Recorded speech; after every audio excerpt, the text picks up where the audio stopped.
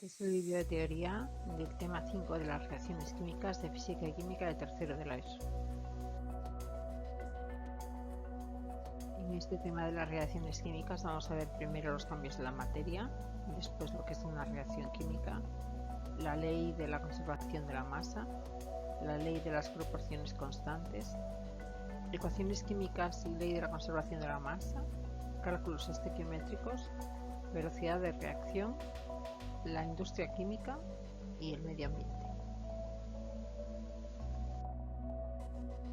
El primer punto son los cambios que experimenta la materia. Los cambios que experimenta la materia. Cuando se rompe un vaso de cristal, los trozos que quedan son de otra sustancia. Cuando robamos un trozo de papel, ¿sigue siendo papel o ha cambiado de sustancia? Si se derriten los cubitos de hielo, ¿qué ocurre? ¿Sigue siendo agua? No, en todos estos casos que hemos visto, sigue siendo el mismo compuesto. Sigue siendo cristal, sigue siendo papel y sigue siendo hielo. Agua, es decir. Si ahora quemamos un trozo de papel, ¿sigue siendo la misma sustancia? Cuando el papel arde, deja de ser papel. Se ha transformado en otras sustancias diferentes. En un cambio físico, por tanto, las sustancias siguen siendo las mismas y en un cambio químico o reacción química, las sustancias iniciales se transforman en otras diferentes, otras nuevas, con una composición química diferente.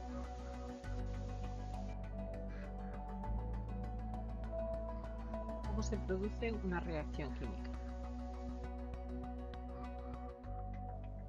¿Cómo se produce una reacción química? Si mezclamos limaduras de hierro con azufre, no se produce ninguna reacción química. Entre los átomos de hierro y los azufre no se ha establecido ningún tipo de unión. Ambos siguen conservando sus propiedades. Si calentamos la mezcla de hierro y azufre, cada átomo de hierro se une a un átomo de azufre y se forma un nuevo compuesto, es el sulfuro de hierro, cuyas propiedades son diferentes a las de los átomos de hierro y azufre. Si a la mezcla de hierro y azufre se le acerca un imán, ¿qué ocurrirá? ¿Qué tipo de separación de componentes da una mezcla como las que has utilizado? Pues se separaría el hierro del azufre. Una vez calentada la mezcla, ¿atraerá el imán a la sustancia nueva? No, porque han cambiado de propiedades. Entonces, los dos tipos de procesos son diferentes, uno físico y otro químico. Por tanto, los cambios químicos se denominan reacciones químicas. En una reacción química, una o varias sustancias químicas, ya sean elementos o compuestos, se transforman en otras distintas. Las sustancias iniciales se denominan reactivos y los finales productos. Veis aquí en la imagen reactivos para dar productos, en nuestro caso hierro más azufre para dar sulfuro de hierro. La ecuación química es la forma de representar una reacción química. ¿Cómo se organizan los átomos de los reactivos para formar los productos? La teoría de las colisiones. Vamos a ver este esquema. En los enlaces de las sustancias que forman los reactivos, cloro y hidrógeno, se rompen y los átomos se reorganizan formando nuevos enlaces, lo que da lugar a una nueva sustancia que es el cloro de hidrógeno. La teoría de las colisiones explica cómo se producen las reacciones químicas. Las partículas, ya sean átomos, iones o moléculas, que van a reaccionar deben aproximarse hasta chocar entre sí de manera eficaz. Para que el choque sea eficaz, se deben de cumplir dos condiciones simultáneamente. Las partículas de los reactivos deben de tener una energía suficiente y además deben de tener la orientación adecuada cuando chocan. Tras una colisión eficaz se produce una nueva distribución de los átomos de los reactivos que da lugar a la formación de los productos de la reacción.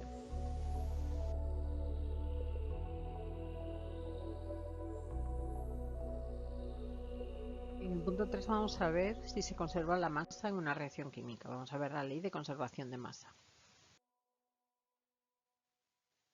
Ley de la conservación de la masa. Si ponemos una manzana en un frasco herméticamente cerrado y lo pesamos, y al cabo de unos días observamos que la manzana se ha ennegrecido, es una evidencia de que ha habido una reacción química. Pero sin embargo, si el bote sigue cerrado, la manzana pesa lo mismo. Ha habido un cambio químico, la manzana se ha oxidado, ahora hay en el frasco dióxido de carbono y menos oxígeno, pero el peso ha sido el mismo. Por lo tanto, una reacción química que tenga lugar En un sistema cerrado, la masa total de los productos es igual a la masa de los reactivos, es decir, la masa se conserva. Esto se conoce como ley de conservación de la masa o ley de Lavoisier. Según la teoría de las colisiones, en una reacción química solo cambia la organización de los átomos de los reactivos al transformarse en los productos, pero no el número ni el tipo de átomos. Por lo tanto, la masa inicial es igual a la final, es decir, la suma de la masa de los reactivos tiene que ser igual a la suma de la masa de los productos. ¿Veis ahí un ejemplo?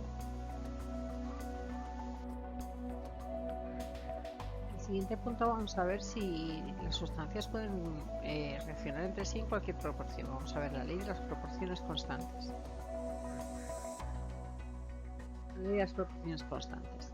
Vamos a hacer un experimento, 3 experimentos en los que haremos reaccionar diferentes cantidades de azufre con diferentes cantidades de cobre y obtenemos los resultados que veis ahí en la tabla. En los 3 experimentos la masa se conserva, pero en el experimento 2 sobra cobre. Lo que ha ocurrido es que había cobre de más y entonces la proporción en la que se juntan hace que la masa de azufre consuma la masa de cobre que necesite y sobra cobre. Los reactivos, que en una reacción química se combinan para formar el mismo compuesto, siempre lo hacen en proporciones constantes. Este hecho se conoce como la ley de las proporciones constantes. Vamos a ver ahora las ecuaciones químicas y vamos a relacionarlas con la ley de la conservación de masa. Vamos a ver las reacciones y la ley de Lavoisier. En la reacción de combustión del carbono con el oxígeno en el aire se obtiene dióxido de carbono, como veis ahí en la reacción. 12 gramos de carbono más 32 de oxígeno me dan 44 de CO2.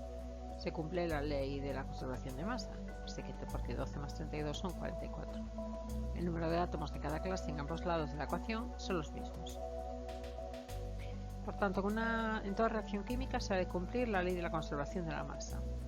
Debe existir el mismo número de cada tipo de átomos a uno y al otro lado de la ecuación. Cuando se cumple esta condición, decimos que la ecuación química está ajustada o equilibrada. En la representación de una reacción química se debe indicar además el estado físico de cada sustancia, S si está sólida, L líquido, G si es gas y AC si es disolución acuosa. Delante de cada compuesto o elemento podremos tener unos números a los que se llaman coeficientes, que son números necesarios para que se cumpla la escala atómica de la ley de la conservación de la masa. Y para ajustar la reacción podemos modificar los coeficientes, pero nunca los subíndices de las fórmulas. Pues ello significaría que estamos modificando las sustancias. ¿Qué información nos aporta una ecuación química? Los cálculos estequiométricos. La ecuación ajustada de una reacción química nos indica las proporciones en las que participan las sustancias en la reacción.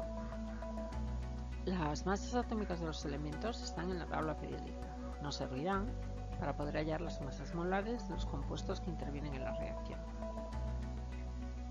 Como conocemos las masas molares de los reactivos y de los productos, podremos calcular las masas de las sustancias que intervienen en una reacción. Por ejemplo, las reacciones de combinación y síntesis son aquellas en las que dos o más reactivos se combinan para dar un único producto. Este es el caso de los elementos como el azufre y el cobre, que se combinan para sintetizar sulfuro de cobre 2.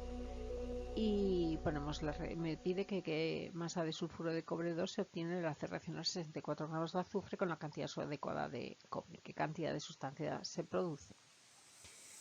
Si identificamos los reactivos de los productos, los reactivos son azufre y cobre, los productos sulfuro de cobre 2, ponemos la reacción, la ajustamos, que en este caso ya está ajustada, es decir, ponemos las masas atómicas, 32 gramos de azufre, 63,5 gramos de cobre me dan 95,5 gramos de sulfuro de cobre.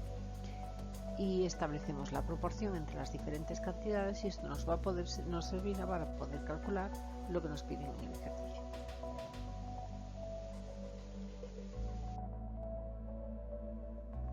Vamos a ver ahora la velocidad de una reacción.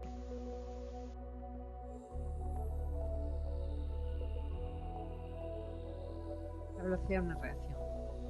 Si ponemos un tornillo de hierro al aire y pasan muchos días, incluso meses, hasta que se oxide. Por el contrario, si añades bicarbonato de sodio a un poco de agua, se observa inmediatamente un burbujeo. Esto nos da una idea de la velocidad de una reacción. Si una reacción es rápida o lenta, necesitamos conocer o saber cómo medir su velocidad de reacción. La velocidad de una reacción es la rapidez con la que aparecen los productos o desaparecen los reactivos. Por lo tanto, se mide mediante la cantidad de sustancia que se obtiene o que desaparece en la unidad de tiempo.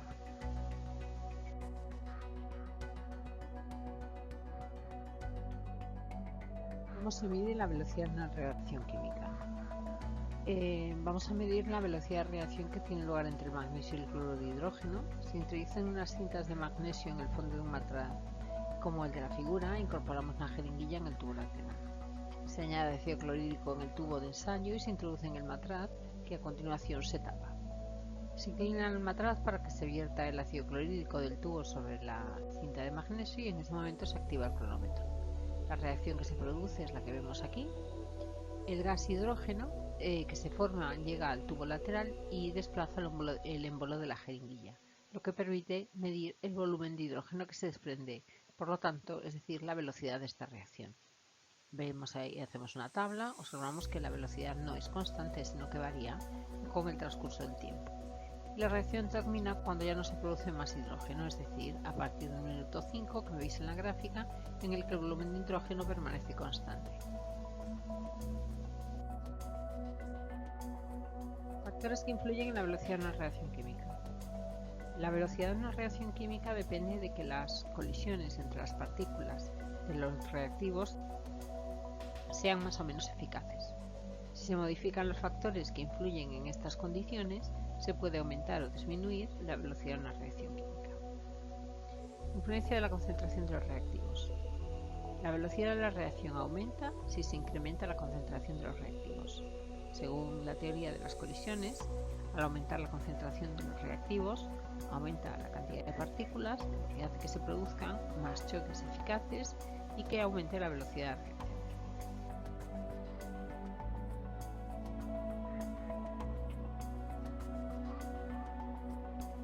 Influencia de la superficie de contacto de los reactivos. La velocidad de una reacción aumenta si se incrementa la superficie de contacto entre los reactivos. Según la teoría de las colisiones, al dividir los reactivos hay mayor superficie de contacto entre las partículas, por lo que se producen más choques eficaces. Veis en el dibujo con una superficie de ácido clorhídrico con menor superficie expuesta y cuando choca contra los átomos de magnesio, y mientras que si el magnesio está más en pequeños trozos, tengo una mayor superficie expuesta. Influencia en la temperatura de los reactivos. La velocidad de una reacción aumentará si se aumenta la temperatura. También aplicando la teoría de las colisiones, si aumentamos la temperatura, aumentamos la velocidad de las partículas de los reactivos y esto hace que se produzcan más choques eficaces.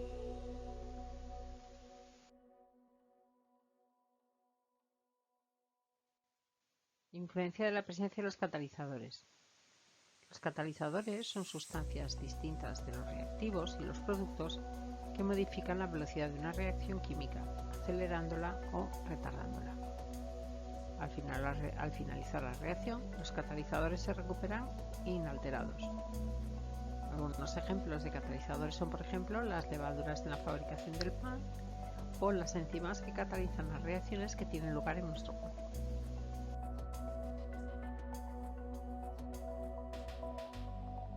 Vamos a ver la industria química, ahora las reacciones que son importantes para la sociedad. La industria química. En la naturaleza, en casa, etc., los productos que se obtienen hay productos que se obtienen a partir de otros. Por ejemplo, la fotosíntesis es un proceso natural, la respiración de los seres vivos también. Sin embargo, el jabón que usas para asearte o lavar la ropa, la colonia, los medicamentos, son productos que se obtienen en la industria mediante reacciones químicas. ¿Dónde se elaboran esos productos? ¿Qué tipo de industria se dedica a esto? A nuestro alrededor nos encontramos con sustancias o materiales naturales a partir de los que podemos obtener sustancias o materiales sintéticos. La industria química se dedica a transformar, mediante reacciones químicas, las materias primas en productos útiles para el consumo. decir, las materias primas naturales son las que se extraen directamente de la naturaleza, se transforman mediante procesos físicos y químicos en materiales, que es materia preparada y disponible para elaborar cualquier producto, se usan para fabricar productos que son creados por el ser humano para satisfacer nuestras necesidades y mejorar nuestra calidad de vida. Vemos algunos ejemplos, por ejemplo, materias primas como los minerales de hierro forman materiales como el acero que luego se utilizan en maquinaria, herramientas. El petróleo pues nos da plásticos, combustibles que se utilizan en detergentes, cosméticos, etcétera. El aire y el agua igual. De todos los productos que genera la industria química, podemos destacar los siguientes por su contribución a la calidad de vida de las personas. Los medicamentos, por ejemplo, antibióticos, desinfectantes, vacunas, previenen enfermedades y salvan vidas. Los fertilizantes han multiplicado la producción agrícola de alimentos. Los combustibles permiten el transporte de personas y productos y la calefacción de los edificios. Los plásticos, las fibras textiles, permiten tener a nuestro alcance infinidad de productos necesarios. Los materiales eléctricos y electrónicos que permiten el uso doméstico e industrial de la electricidad, la transmisión y almacenamiento de información, las nuevas técnicas de explotación médicas, quirúrgicas, etc.